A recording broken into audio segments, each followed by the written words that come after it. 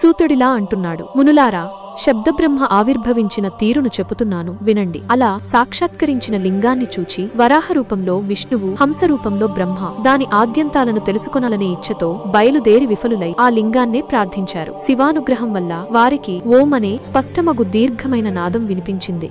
దక్షిణ భాగాన మొదటి వర్ణమైన ఆకారం, ఉత్తరాన ఉకారం, మధ్యలో మకారం, అంతంలో ఓంకారం వినిపించాయి.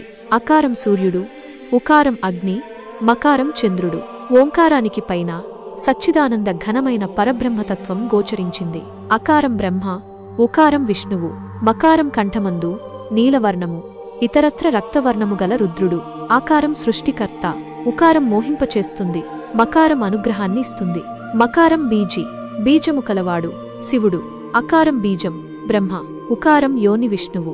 మహేశ్వరునియందు బీజి, బీజము, యోని ఐక్యమవుతాయి. సృష్టి ప్రారంభంలో బీజి తన ఇచ్ఛచే తనను తాను విభజించుకుని అకార ఉకారాలతో కలిసి సువర్ణాండంగా అయింది. దాని లక్షణం అవిదితం. ఆ దివ్యమైన అండం నీటిలో వేల సంవత్సరాలు ఉండి ఈశ్వర సంకల్పం చేత 2 ముక్కలైంది. పైభాగం కపాలం ద్యులోకం, క్రిందనున్న సగభాగం శబ్ద స్పర్శరూప రసగంధాదులతో కూడిన పృథ్వీ అయింది. ఆ అండం నుండే 4 ముఖాలు గల బ్రహ్మ జన్మించాడు. కకారం ఆయన సంజ్ఞ, ఆయన సమస్త లోకాలను సృష్టించాడు. ఈ విధంగా ప్రభువైన మహేశ్వరుడు 3 రూపాలను ధరించాడు. ఓంకారం పరమేశ్వరుని నిర్దేశిస్తున్నదని యజుర్వేదమంటోంది. ఋగ్వేద, సామవేద మంత్రాలు కూడా ఆ ప్రతిపాదనను అంగీకరించాయి. ఇంతలో బ్రహ్మవిష్ణువులిరువురూ 5 ముఖాలు 10 భుజాలు గల పరమేశ్వర స్వరూపాన్ని చూచారు. నాదరూపుడైన ఈశ్వరుడు తన తత్వాన్ని తానే ప్రకటించాడు. మునులారా, ఆ స్వరూపాన్ని వివరిస్తాను వినండి.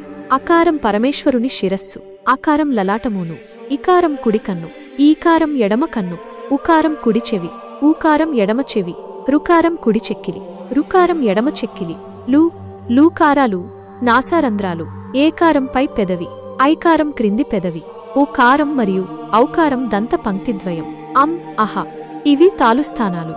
కవర్గులోని 5 అక్షరాలు 5 కుడి చేతులు, చెవర్గులోని 5 అక్షరాలు 5 ఎడమ చేతులు, తవర్గులోని అక్షరాలు 10 పాదముల వ్రేళ్లు. పకారం ఉదరం, పకారం కుడి పార్శ్వం, బకారం ఎడమ పార్శ్వం, బకారం స్కంధం, మకారం హృదయం, యకారం మొదలు సకారం వరకు 7 అక్షరాలు, సప్తధాతువులు రక్త, మజ్జ, మాంసాదులు. హకారం నాభి, షకారం ఘ్రాణేంద్రియం. నాదశరీరుడైన శివుని నుండి బ్రహ్మ విష్ణువులిద్దరూ 5 కళలు గలిగి శుద్ధ స్ఫటిక సంకాశమైన 38 అక్షరాలు గల మంత్రోపదేశాన్ని పొందారు. ఆపై బుద్ధిరూపమైన సర్వధర్మార్థ సాధకమైన జయహేతువైన 24 అక్షరాలు గల సర్వశ్రేష్టమైన గాయత్రి మంత్రోపదేశాన్ని పొందారు.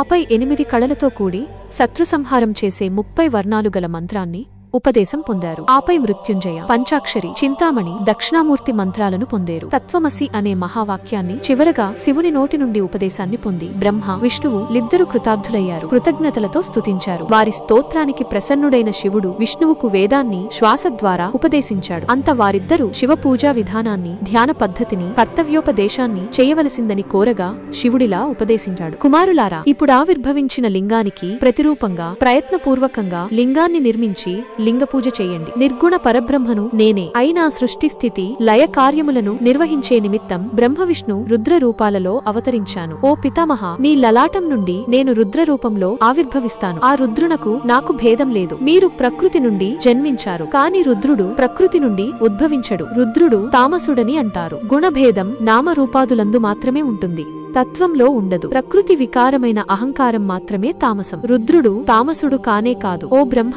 నువ్వు సృష్టిని చెయ్యి. ఓ విష్ణు, నువ్వు పాలించు. నా అంశ అయిన రుద్రుడు లయ కార్యాన్ని నెరవేరుస్తాడు. ఇదిగో ఈమె పరమేశ్వరి అయిన ఉమాదేవి. ఈమెయే ప్రకృతి. ఈమె నుండి ఒక శక్తి ఉద్భవించి వాగ్దేవి నామంతో బ్రహ్మకు సృష్టి కార్యంలో సహాయకారి కాగలదు. అలాగే మరొక శక్తి లక్ష్మీ రూపంలో విష్ణువుకు సహాయకారి కాగలదు. మరొక శక్తి కాళి అనునామంతో రుద్రునికి తోడుగా ఉంటుంది. ఓ విష్ణువా, బ్రహ్మకు అన్ని విధాలా సహాయం చేయి. నేను నీకు సహాయకుడిగా ఉంటాను. నువ్వు స్థితి కార్యంలో అనేక అవతారాలు ఎత్తి నీ కీర్తిని పెంచుకో. లోకరక్షణలో నిమగ్నమై వృద్ధి చెందు. మన ఇద్దరికీ భేదం లేదు.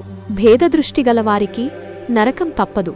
ధనాన్ని, ధనం వల్ల వచ్చే భోగ, భాగ్య, రాజ్యాధికారాలను కోరుకునేవారు నిన్ను ఆశ్రయిస్తారు. పరిశుద్ధమైన జ్ఞానాన్ని కోరుకునే పరమహంసలు నన్ను ఆశ్రయిస్తారు. సారూప్య ముక్తి నీ ఆధీనంలో ఉంటుంది. ఆత్యంతిక దుఃఖ నివృత్తి రూపమైన పునరావృత్తి లేని పరబ్రహ్మైక్యం నా ఆధీనంలో ఉంటుంది. అంతే భేదం. ఇప్పుడు త్రిమూర్తుల ఆయుర్దాయాన్ని చెబుతాను వినండి. మానవ కాలమాన రీత్యా 1000 మహాయుగాలు, బ్రహ్మకు ఒక పగలు, అంతే కాలం అతనికి ఒక రాత్రి. ఈ రెండూ కలిపి ఒక రోజు. అలాంటి 30 రోజులు ఒక నెల, 12 నెలలు సంవత్సరం. అలాంటి 100 సంవత్సరాలు బ్రహ్మ యొక్క ఆయువు. బ్రహ్మ యొక్క ఒక సంవత్సరం విష్ణువుకు ఒక రోజు. ఈ లెక్కలో విష్ణువుకు 100 సంవత్సరాలు ఆయుర్దాయం. విష్ణువు యొక్క సంవత్సరం రుద్రునకు రోజు. ఆ లెక్కలో 100 సంవత్సరాలు రుద్రునికి ఆయుర్దాయం. రుద్రుని 100 సంవత్సరాల ఆయుర్దాయం సదా శివునికి ఒక ఉచ్ఛ్వాసతో సమానం. మానవుడు మొదలుకొని రుద్రుని వరకు సకల ప్రాణికోట్లకు 21,600 ఉచ్ఛ్వాస నిశ్వాసలు ఒక రోజు. 6 ఉచ్ఛ్వాస నిశ్వాసలు ఒక పలము. 60 పలములు ఒక ఘటి. 60 ఘటులు ఒక రోజు. నా ఉచ్ఛ్వాస నిశ్వాసలకు లెక్కలేదు. అందువల్ల నేను అక్షయుణ్ణి. నా ఆజ్ఞ ప్రకారం మీరిద్దరూ మీ గుణాలను ఆశ్రయించి మీ పనులలో ప్రవర్తించండి అని ఉపదేశించి శివుడు అంతర్ధానమయ్యాడు.